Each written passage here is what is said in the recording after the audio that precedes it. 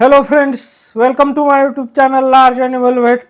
आज हम जिस टॉपिक पर बात करने जा रहे हैं वो टॉपिक है सबमैंडिबुलर इडेमा।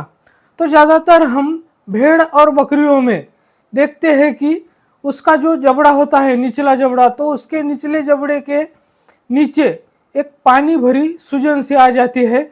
जब हम उसको पालपेट करके देखते हैं, दबा कर देखते हैं, तो ऐसा लगता है कि उसमें पानी भरा हुआ है। तो ये हमें भेड़ और बकरियों में बहुत ज़्यादा देखने को मिलता है।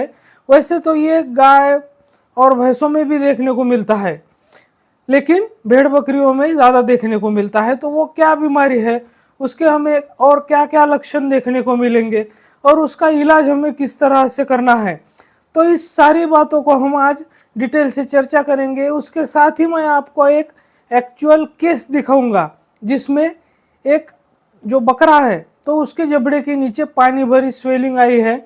तो उसका हमने किस प्रकार से ट्रीटमेंट किया है, उसको किस प्रकार से डायग्नोसिस किया है, तो एक्चुअल केस मैं आज आपको दिखाने जा रहा हूँ। लेकिन उससे पहले अगर आप मेरे चैनल से नए जुड़े हैं या अभी तक आपने मेरा चैनल सब्सक्राइब नहीं किया है तो प्लीज़ मेरे चैनल को लाइक, शेयर और सब्सक्राइब करें। साथ में बेल वाला आइकन दबाकर ऑल वाला ऑप्शन भी चुनें ताकि भविष्य में आने वाली हर वीडियो की नोटिफिकेशन आपको समय समय पर और सबसे पहले मिलती रहे।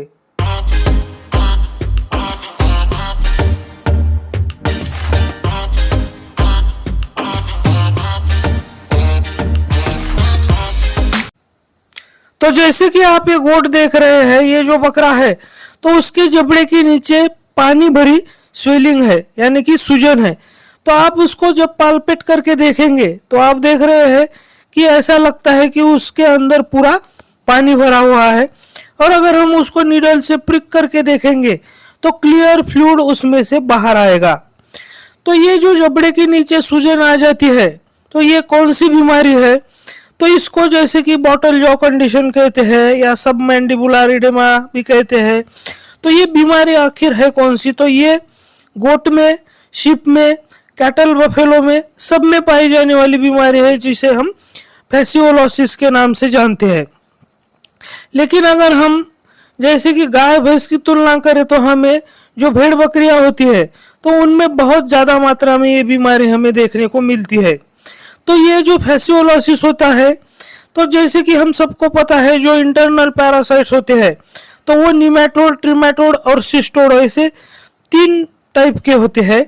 तो ये बीमारी जो होती है तो वो ट्रिमेटोड और जिसे हम फ्लूक कहते हैं तो उससे होती है।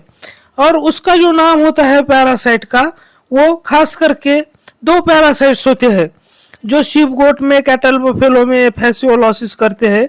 तो वो है फैसियोला हेपेटिका और फैसियोला जाइजेंटिका। तो ये जो फ्लूक होता है, लिवर फ्लूक होता है, ये लार्ज होता है, फ्लैट होता है, लीफ शेप वर्म होता है, यानी कि जो पेड़ के पत्ते होते हैं उस तरह का इसका शेप होता है। और ये पशु के लीवर में और बाइल डक्ट में पाया जाता है, तो इसीलिए उसको लीवर फ्लूक कहते हैं। और इसका जो इंटरमीडिएट होस्ट होता है तो वो इंटरमीडिएट होस्ट इसका जो फ्रेश वाटर स्नेल्स होती है, मतलब कि जिसे हम घोंगे बोलते हैं, तो वो इंटरमीडिएट होस्ट होती है। और ये जो स्प्रेड होता है तो कॉन्टेमिनेटेड पास्चर जब पशु इंजेस्ट कर लेता है या कॉन्टेमिनेटेड वाटर पी लेता है, ड्रिंक कर लेता है, तब उसका ट्रांसमिशन हो जाता है और उस पशु में वो बीमारी हो जाती है। तो अब हम बात करते हैं कि इसका हम जो बॉटल जो होती है, यानी कि जबड़े के नीचे स्वेलिंग आती है, तो इसके अलावा हमें और क्या क्या सिम्टम्स फैसियोलोसिस में पशुओं में देखने को मिलते हैं। तो जैसे कि लॉस ऑफ एपेटाइट, यानी कि पशु का खाना पीना जो है वो एक तो कम हो जाएगा या बंद हो जाएगा। इसके अलावा वेट लॉस होना शुरू हो जाएगा, पशु इमेसिएटेड हो जाएगा, उसका वजन जो है वो घट जाएगा। इसके अलावा पशु में वीकनेस आ जाएगा। अगर दूध देने वाला पशु है जैसे कि गाय भैंस है या बकरी है, तो भेड़ है, तो उसमें जो दूध देने वाले पशु होते हैं तो उनमें जो मिल्क यील्ड है वो कम हो जाएगा। यानी कि दूध की मात्रा कम हो जाएगी। इसके अलावा बॉटल जॉ जिसे हम कहते हैं, यानी कि जबड़े के नीचे पानी भरी सूजन आ जाना, ये तो एक मेन इसका सिम्टम है ही।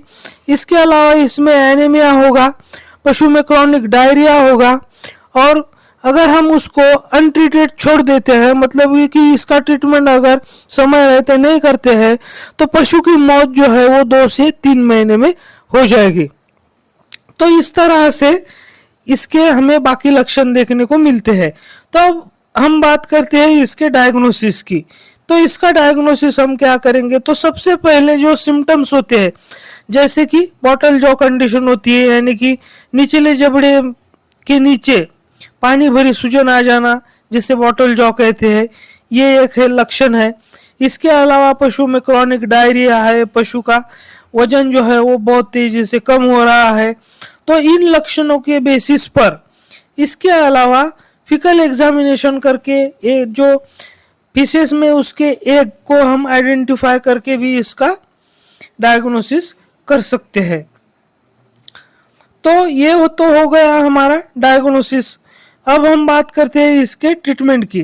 तो इसका जो स्पेसिफिक ट्रीटमेंट है, तो स्पेसिफिक ट्रीटमेंट में हमें क्या देना पड़ेगा, तो जैसे कि ऑक्सीक्लोजोनाइड और लेवामिसॉल का जो कॉम्बिनेशन आता है, तो जैसे कि निलजान नाम से जो सस्पेंशन आता है, तो ऐसे बहुत सारे सस्पेंशन हमें ऑक्सीक्लोजोनाइड लेवामिसॉल के मार्केट में ओरल देने के लिए मिल जाएंगे। तो निलजान का जो डोज होता है तो वो 1 ml पर 4 kg बॉडी वेट के हिसाब से होता है। तो उस हिसाब से हमें उसको सिंगल डोज ओरली पिलाना है। तो अगर पशु में वहाँ पर बहुत ज़्यादा वीकनेस है, एनीमिया है, तो वहाँ पर हमें पशु को हिमेटिनिक्स भी देने होंगे। अगर पशु डायरिया की वजह से बहुत उसमें ज़्यादा सीवियर डिहाइड्रेशन हो गया है, तो वहाँ पर हमें ड्रिप भी चढ़ानी होगी। और जो पशु के लीवर को कमजोर कर देता है ये फ्लूक, तो इसके लिए हमें इसको लीवर टॉनिक भी देना होगा। तो इस तरह से हम इसका ट्रीटमेंट कर सकते हैं और पशु को जल्दी से जल्दी रिकवरी मिल सकती है।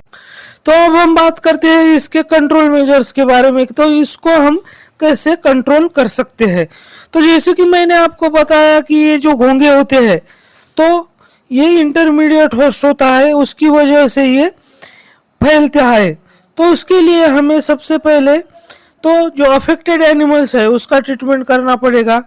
जो स्नेल्स है, घोंगे है, उसको हमें कंट्रोल में करना पड़ेगा। अगर हमारा जो गोट फार्म होता है या जो डेयरी फार्म होता है, यानी कि जो पशु को हम जहाँ पर बांधते हैं, तो उसके अगल बगल में कहीं पानी ना रहे, इसकी हमें केयर करनी होगी। और जो घोंगे होते हैं उसको हमें कंट्रोल में करना होगा। इसके अलावा जैसे कि जो नदी नाले होते हैं, जो पॉन्ड्स होते हैं, तो उसके नदी नाले के किनारे पे हमें पशुओं को चराने के लिए नहीं ले जाना चाहिए, क्योंकि वहाँ पर बहुत सारे घोंगे होते हैं। इसके अलावा जो फ्लूकीसाइड्स होते हैं, तो वो हमें साल में 2 बार अपने पशुओं को देने चाहिए। एक तो मानसून के पहले और एक बार 6 महीने बाद। तो इस तरह से हम अगर 2 बार पशु को फ्लूकीसाइड देंगे, जो फ्लूक मारने के लिए दवाई देंगे, तो इससे हम अपने पशुओं का बचाव कर सकते हैं। तो ये हो गया फैसियोलोसिस की संपूर्ण जानकारी। तो मुझे उम्मीद है कि ये वीडियो फील्ड प्रैक्टिशनर को और जो पशुपालक है, तो उनको अपने पशुओं को ठीक करने में मददगार साबित होगी। तो मेरे साथ बने रहने के लिए आपका बहुत बहुत धन्यवाद।